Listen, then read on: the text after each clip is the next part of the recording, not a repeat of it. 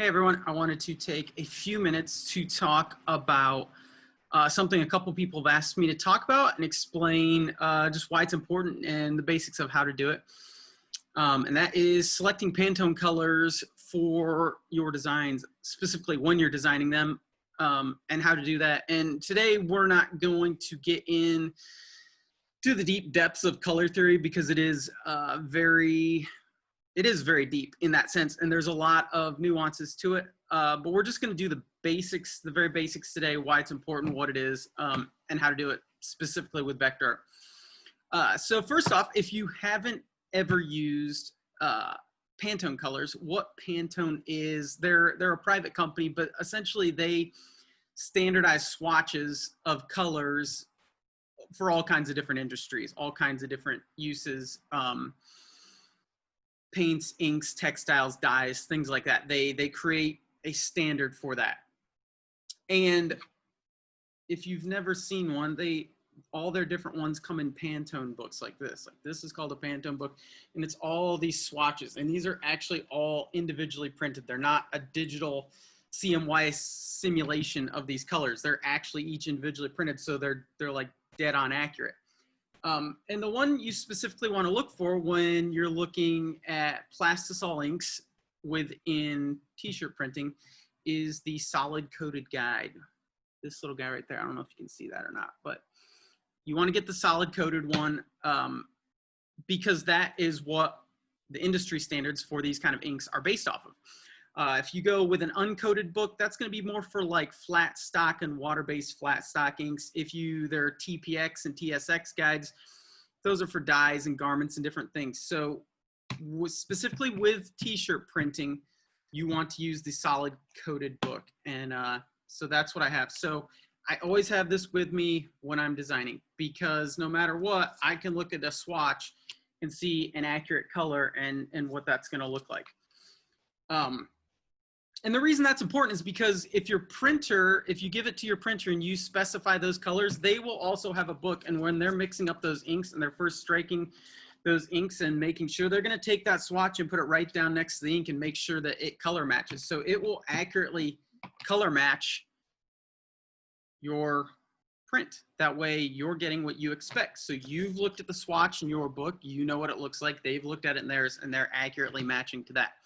So no surprises, oh, that didn't turn out the navy that I wanted. You know, this is a lot more than specifying a navy. There's thousands of colors in here, and you're picking exactly the one you want. And so it just gives a standard for everyone to follow and be accountable to. So it's awesome. So there are ways within Illustrator to also pick those books. Okay, so here's a design I did in Illustrator. It's just a basic vector design, nothing special. So when I'm designing and I'm wanting to start picking out colors, and I'm picking it out here from my book, okay, I want to see what that looks like within my file. So say I've picked out this specific color here right now is 803. Say I've picked out 803 out of my book and I want to see what it's like. There's a couple different areas you can pull those swatches out of to find out what they look like. If you're here and you have your swatches panel already open, you can go right here, go to Open Swatch Library, Color Books. Here's all your different Pantone books. Make sure you pick that Solid Coated one. Boom, and that will pull up all those colors that are within that Pantone book. The other place you can get that, depending on what version you have and what you do and don't have open, but is up here under Window. And you're going to go down to Swatch Libraries, Color Books, same thing. Pantone Solid Coated pulls up the same thing. Cool. So I can even change the colors within here and kind of see what it looks like. But I'm also picking colors that my printer is going to be able to actually reproduce, instead of just picking something from a color picker that isn't really accurate and then they got to kind of match back to, but nobody's really sure.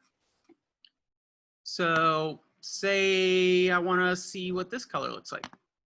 Cool. I can check it and see what it looks like.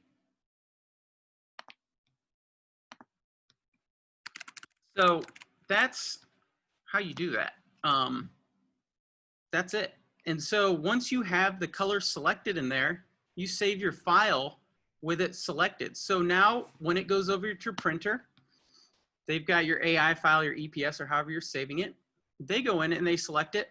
Check this out right here. That little square is highlighted. So they know that's 803. And if you notice this little dot right here, that means that's a spot color, not a CMYK simulated color. It's a true spot color, like out of the book. And that's what that means. So that is literally 803. And you could see all the different swatches I went through when I was selecting to pick my final colors for this design, to see like, oh, what does this look like? What does this look like? What does this look like? You know, to get where I landed on. But those colors are now embedded in there. So if I send that to a print shop, it's very easy for them now to go in, go, what's that blue? Oh, cool. 2756, awesome.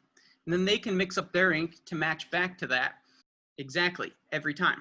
I mean, there is some nuance to that, but for the most part, that's the basics of it. You do need to make sure you have your screen color calibrated. If you're printing it out physically, make sure that's color calibrated.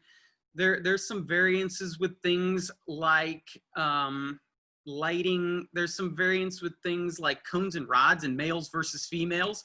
But for the most part, that's the most basic way for you to get very accurate colors and send them to your print shop and not be dissatisfied with what's coming back to you.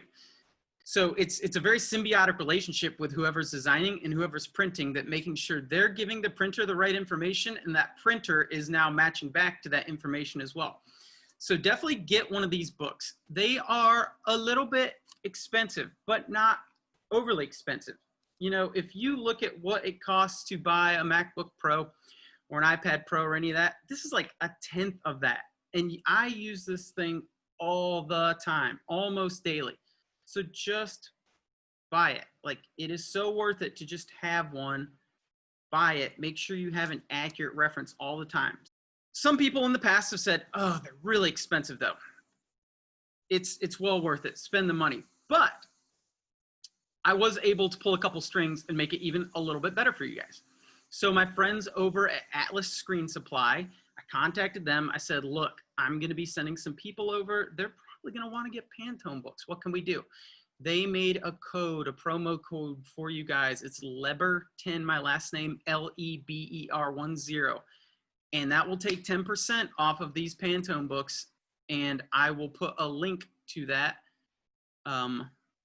with the notes on this down below and wherever else it's posted. So you guys use that promo code Leber10, Leber10, and you can get a Pantone book for the best price you're gonna get anywhere. Get one, make sure your colors are accurate, make sure you're picking the right colors, and you're gonna be happy and satisfied with your print results then.